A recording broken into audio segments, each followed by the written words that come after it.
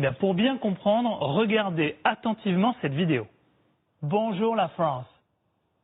J'ai choisi de m'adresser à vous aujourd'hui en français pour vous annoncer une grande nouvelle. J'ai décidé d'être candidat à l'élection présidentielle en France en 2022. Ensemble, we will make France great again.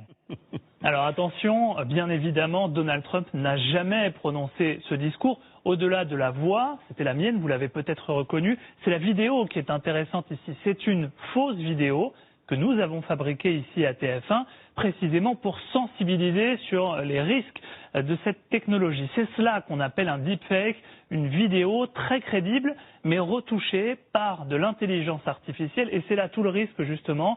Aujourd'hui, plus besoin de grands moyens pour faire ce type de trucage. Il suffit d'utiliser des programmes gratuits disponibles sur Internet. Alors justement, Yannick, comment fait-on pour fabriquer un deepfake ?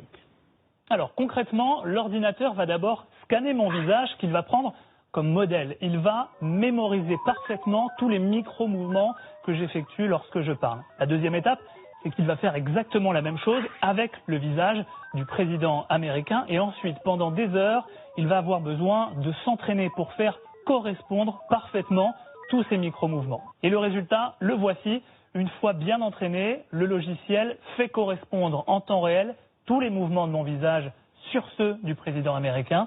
Il ne reste plus qu'à modifier la voix pour rendre le résultat quasi parfait.